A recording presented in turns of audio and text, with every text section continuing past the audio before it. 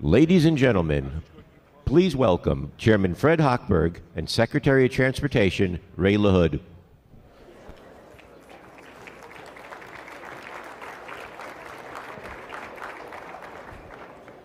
We're going to get right into this panel because we've got a very full afternoon, a very full rest of the morning. We are going to break here about 11:20 or so. The panels start at 11:30. Just a quick reminder, if you're going to the power breakout, which is right across the hall at the Ambassador Room, you'll stay inside the security zone. If you go to any of the other panels, you got to leave enough time to get back through the magnetometers to get in. So we're here for the Vice President. We're going to end those other panels about 12:15 to make sure everybody has time to get back inside. So again, if you're going to do a cell phone call, smarter to do it inside the perimeter than outside the perimeter. I'm going to be very brief in an introduction. This man needs no introduction. We were very fortunate. We were seated next to each other at a program that did not start on time. So we had a good 20 minutes to get to know each other and have been fast friends since. And I've gotten to know I call him Ray, the Secretary, and his wife, Kathy, very well. We've done a little travel together as well, and he's been just a great fellow traveler in the Obama administration. And one of the brief introduction I will just say is that last year, working together, the Secretary said, we want to make sure that transportation is helping the export initiative, helping double exports. We formed an agreement with the Maritime Administration at Department of Transportation to have greater transparency, make it easier for U.S. exporters to ship on U.S. ships to make sure that we stay competitive and meet delivery deadlines. So let's just give the Secretary a round of applause for that. So, Good morning, Fred and Tom. Tom is Fred's partner, have the best dinner parties. I hope some of you get invited sometime. I doubt if he can invite all of you, but if you ever get an invitation to Fred's dinner parties, they're the best, and the best wine. Let me ask you this question. Since you are theoretically wrapping up your time as Secretary, but that's a long wrap-up, what's been the best part about this job? Really carrying out the President's agenda. We came into this job 4.5 years ago, and the thing about President Obama is he's a big infrastructure president and has a big, bold vision for infrastructure. And we launched for the president his high-speed rail initiative. People in America have traveled all over Europe and Asia and ridden the trains, and they come back to America and say, how come we don't have them? Well, if President Eisenhower had signed the high-speed rail or passenger rail bill instead of the interstate bill, we'd probably have the kind of trains that you all have in Europe and Asia. But we have the state-of-the-art interstate system. It's the best. And what we've tried to do over the last 4.5 years is implement the President's vision for high-speed rail and for safety in all modes of transportation, trains, planes, automobiles, buses, trucks. And safety is a very, very strong part of our agenda. But we also had the privilege for, right in the beginning, almost within 30 days of the president being sworn in, he signed the economic stimulus bill, which our part really did work. I know, you may have seen articles that it didn't work. That's nonsense. It did work. We got $48 billion, and in 2 years we took the $48 billion, we created 65,000 jobs and 15,000 projects, roads, bridges, rail, light rail, streetcars, all kinds of projects all over America. And the reason I say that is what we do creates jobs.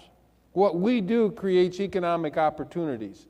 That's what we do at DOT. That's what infrastructure does.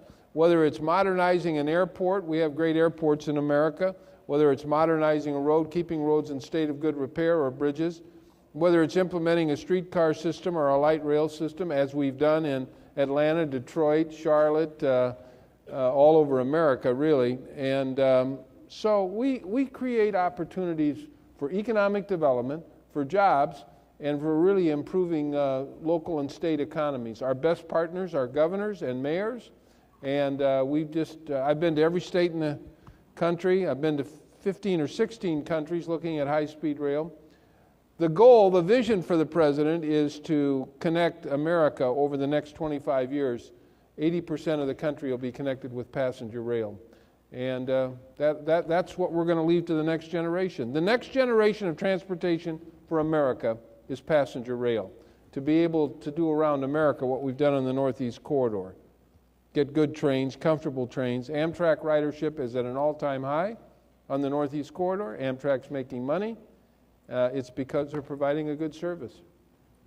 Any chance we're going to get that train trip from Washington to New York down? Yeah, we are. And we've made over $3 billion worth of investments on the corridor for new equipment, to fix up the catenary, to fix up the infrastructure, so that we can get a little faster train. We're never going to, in California, they have a plan where we've invested $3 billion.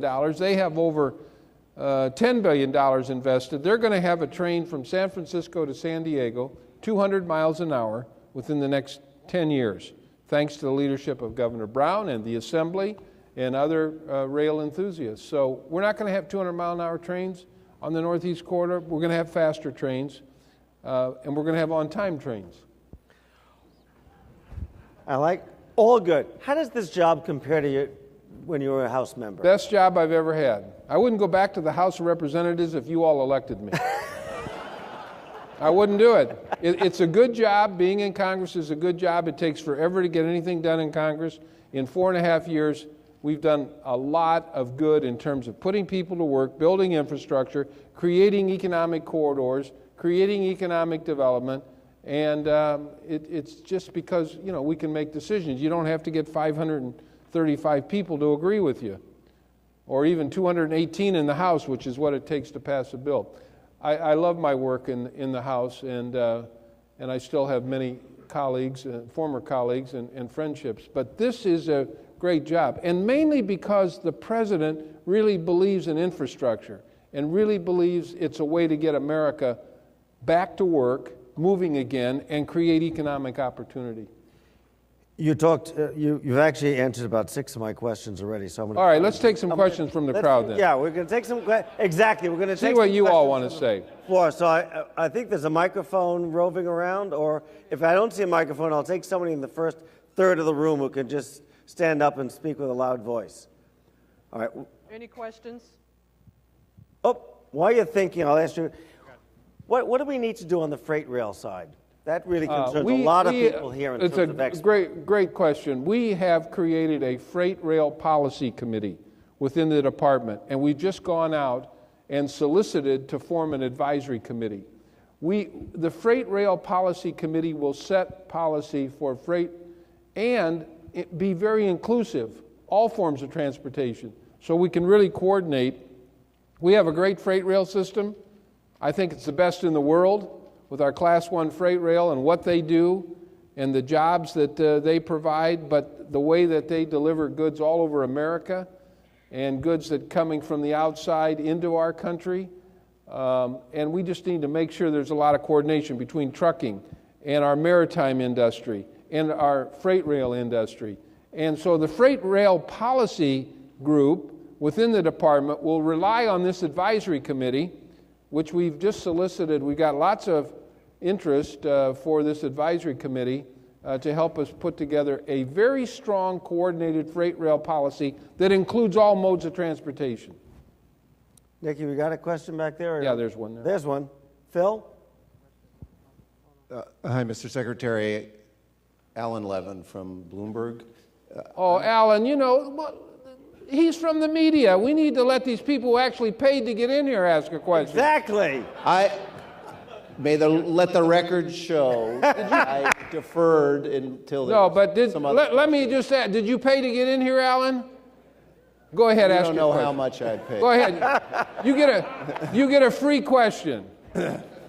Thank you very much. We don't want to stand in the way of the First Amendment here.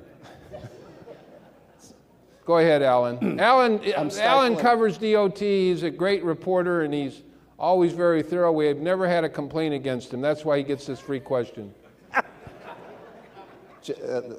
I won't go into the complaint issue. My question is on the 787 and your eventual role in putting it back in the skies. Do you have any sense for us on the timetable that once Boeing completes its tests? Well, look, they're doing the tests now, and we've agreed with the tests that they're doing. And when they complete their test, they'll give us the information, and we'll make a decision. I know you wanted something more definitive. So does Boeing. We want to get it right. We want to make sure that everything's done correctly. We want to be able to assure the flying public that these planes are safe. We think the plan that they put together was a good plan, and they're carrying it out, and we'll see what the results are. While we're waiting, safety issues. Safety Sure. issues is a big issue, one of the most critical issues at DOT. Here's what we say about safety.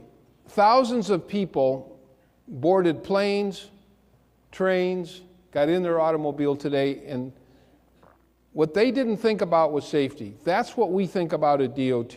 Think of all the people who boarded a plane today, or got in their car, or boarded a train. And people don't think about safety, but we do. We want to make sure that when somebody boards a plane, the pilot is well trained and has the experience that the plane is mechanically okay. That's what we do at the FAA. And now that's what we do when it comes to transit systems. We oversee transit safety. That's what we do when it comes to automobiles.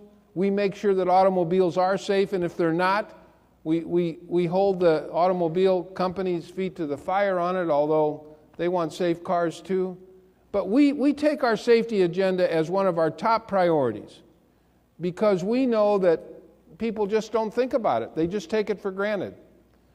And so it's a very, very important part of the work that we do. We have people who get up every day and come to DOT, and the thing they think about more than anything else is safety. In your travels, anything you've seen in other countries doing in safety that we could emulate here? Actually, we have lots of countries coming to the United States, working with our NHTSA, our safety people, particularly when it comes to cars. We have just taken a group of bus companies off the road because they're fly-by-night companies. We take them off the road, they slap another name on their bus, and they're back on the road again. And we've taken that as one of our top priorities, to make sure we get these bus companies so that their buses are safe, but also that their drivers are properly licensed. And we do the same with trucking companies. And trucking companies do take safety as their number one priority. But we've got some fly-by-night bus companies that we've taken off the road. But we actually have a lot of folks who come to us because they know that we have the experts in safety. I think I see a question there and then in the front. Hi, I've got a question about the high-speed rail. I'm from the East Coast, but I live in California now. The 200-mile-an-hour trains, the East Coast is a very dense area. California and the western states are not a dense area, even at 200-mile-an-hour trains. What is the plan to make them cost-effective? Because I think what's happening, just because I live in California, it's kind of losing steam, the high-speed rail. It probably will happen, but probably not as fast as the administration would like it to. How are we going to make it cost-effective for someone to get from, say, Los Angeles to San Francisco when there's really nothing in between?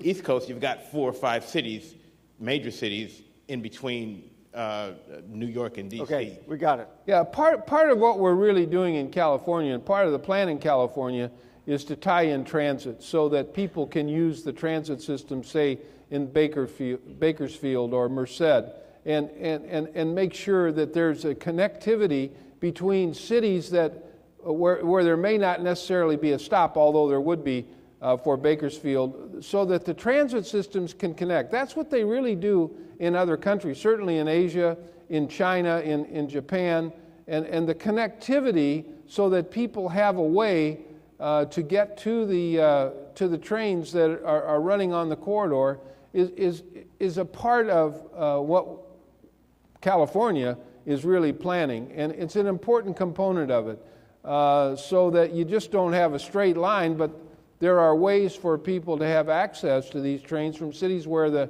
train may not stop. In Illinois, for example, which is my home state, we've invested over $3 billion in the infrastructure there to get trains to a faster speed from 79 miles an hour to 110 miles an hour. And there aren't going to be stops in, for example, my home community of Peoria is not going to have a train stop there, but we're going to provide some connectivity from Peoria to Bloomington Normal so that people can get back and forth. And that just has to be a part of the plan. I don't agree. I know that there was a recent poll out in California, and I don't know what the questions were. I didn't look at the details of it. I can tell you, though, there's still very strong sentiment from the people. The people are ahead of the politicians on this. People want alternatives. Any of you that have driven in California know what a mess it is on the highways, and people would love to have an opportunity to be able to get on a train and efficient and with some speed for an on-time arrival. And that's really what the plans are in California. And I think it's going to happen. I think there's a question, Nikki, right behind you. Oh, right up front? Got one over here. Oh, we got Michael Boyle is on our advisory committee. I'm going to take one quick second. We've got a number of our advisory committee members here. They are doing a spectacular. Steve Warburton, can I take 1 second to ask the advisory committee to stand because they do a great job on advising us, and I have not had a chance to acknowledge them yet. There are about 5 of them standing. There are another 10 or 12 beyond them. But Michael Boyle. Mr. Secretary, how much can we truly expect the impact of the sequester to have on domestic air travel for business people? Sequester is going to have a huge impact. I know there was a recent article that said it hadn't had any impact. Well, it didn't really start until April 1, it's for example, at the FAA, we have to find $1 billion. We don't have the luxury of moving money around. Sequester doesn't allow us to do that.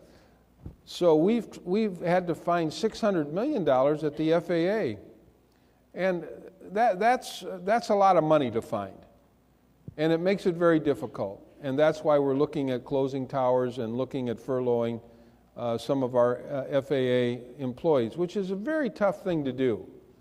And it's not any way to run an aviation system, I can tell you that. We've got a question in the corner there. And then we have one more. Yeah, I've had the pleasure of meeting the Secretary. I graduated from the United States Merchant Marine Academy, and you've done wonderful things for the maritime industry. You might want to relate that to the rest of the gentlemen and ladies here. Well, I'm gonna keep us moving with questions. Fred doesn't want me blowing my horn. Go right ahead. No. Where's that trumpet? I will, but go ahead. Here we go. My name is Hasmukh Shah from Business Times.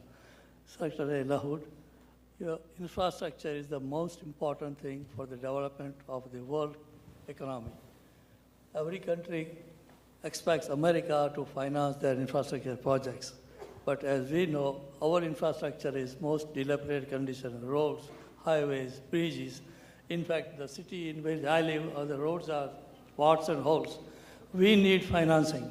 Why not get the countries in the other countries to come to America and help promote our infrastructure projects? Because America has done so much thing for the world. I think the world has to come back to America so that it will do something good for the globe. Thank you. There are some investors from Japan and China looking at investing in high-speed rail. From Japan, they're looking at investing on the Northeast Corridor, and from China, they're looking at investing in rail out west.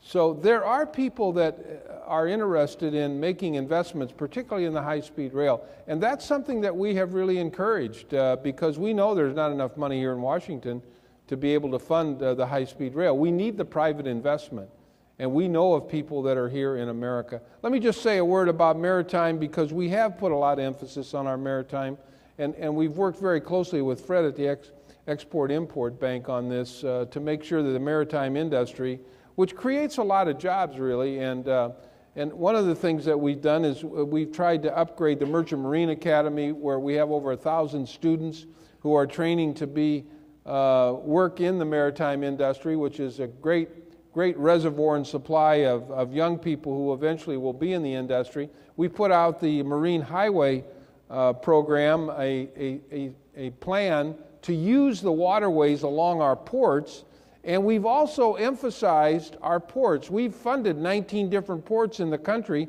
We believe ports are a real economic engine in communities, and we also believe that with the expansion of the Panama Canal, some ports in America are just going to expand dramatically, and so these investments we're making in ports are very, very critical. We got time for one last question. I see right here. Marco Poisler, UTC Overseas. Mr. Secretary, this is related to PR-17 and MARAD. I just want to compliment the MARAD department. It's really a pleasure working with them. It's also good to see a revival of some of the U.S. flag fleet.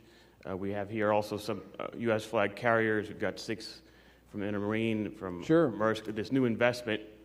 I did study actually at SUNY Maritime in Fort Schuyler. There's a beautiful museum in there.